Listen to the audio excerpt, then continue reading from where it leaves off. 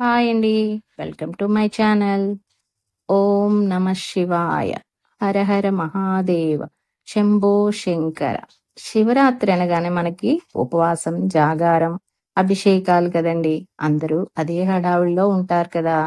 ఈ ఉపవాసం, జాగారం ఒక్కొక్కరు ఒక్కో విధంగా ఎవరికి వీలైన పద్ధతిలో వాళ్ళు పాటిస్తారండి.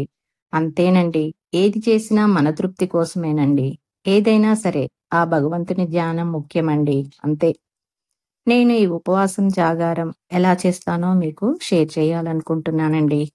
శివయ్య అనగానే మనం శుద్ధి, పవిత్రం అనుకుంటాం కదండీ!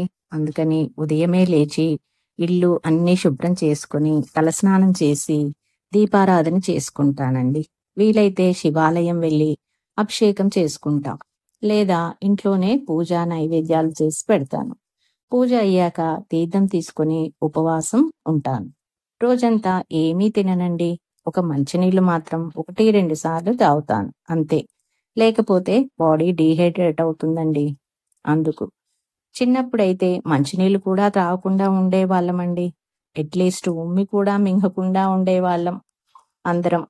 కానీ ఇప్పుడు ఆరోగ్యపరంగా వాటర్ అయినా తాగాలని త్రాగుతున్నానండి.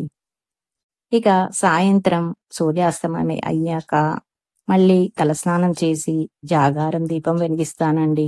దీనికోసం ముందుగా ఒక పీట శుభ్రంగా కడిగి, పసుపు రాసి, కుంకుమ, పసుపుతో బొట్లు పెట్టి, దానిపై ముగ్గు వేసి, శివుని పటాన్ని పెట్టుకుని, జాగారం దీపం కోసం ప్రమిదలను శుభ్రంగా కడిగి, పసుపు రాసి బొట్లు పెట్టి, ఒకదానిలో ఒకటి జతగా తీసుకొని, అందులో నువ్వుల నూనె పోసి, బత్తి వేసి వెలిగిస్తాను.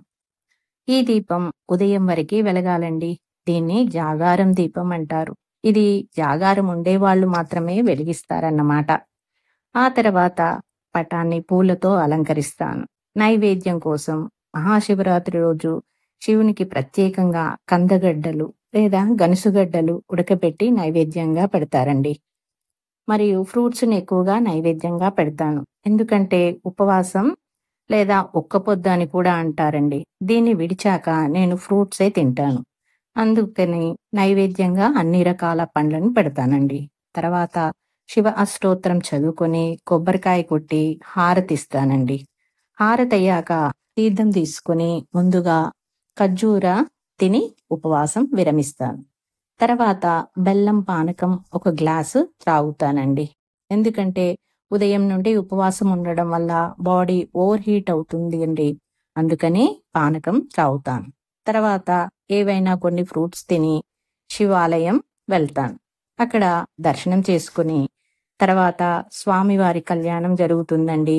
అది చూసుకొని వచ్చేసరికి 12 అవుతుంది.